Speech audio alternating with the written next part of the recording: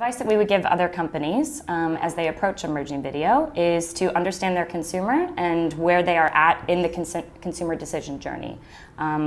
Video platforms now allow for full funnel exposure, so we tend to have a legacy of just focusing on awareness, or it's only for branding clients.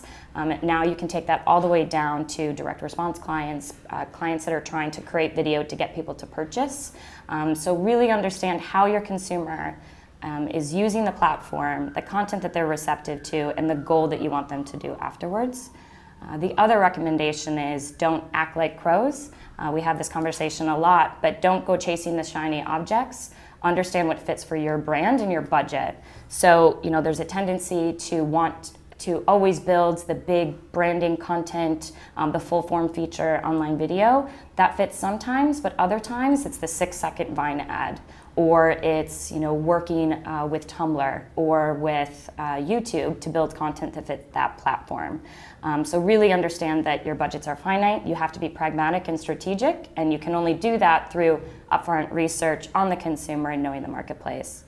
You've got two sides, right? So you've got the understanding the research that TV still reigns supreme, but what that means now is connected TVs or TV on certain devices. So you talk to people and the research shows that 50% of people enjoy watching TV commercials, but that doesn't translate to these new platforms. So, because of convergent devices, because devices are cheaper, because they're always connected, there's a whole slew, a long tail you could say, of these emerging platforms. So you really have to think, the next steps are understanding what's out there, what fits for the brand, and what is the content for each of these long tail pieces, knowing that, again, TV isn't going anywhere.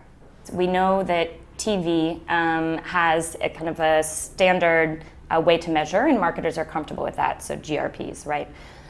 As we move on to online and it becomes possible to use GRP metrics, I think we have to be careful to not use kind of these old legacy models when new metrics are available across these platforms.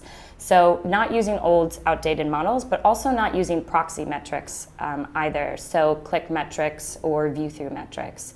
Understanding the different platforms, understanding how you can actually get to your objective and measure it is one of the recommendations that we give Samsung.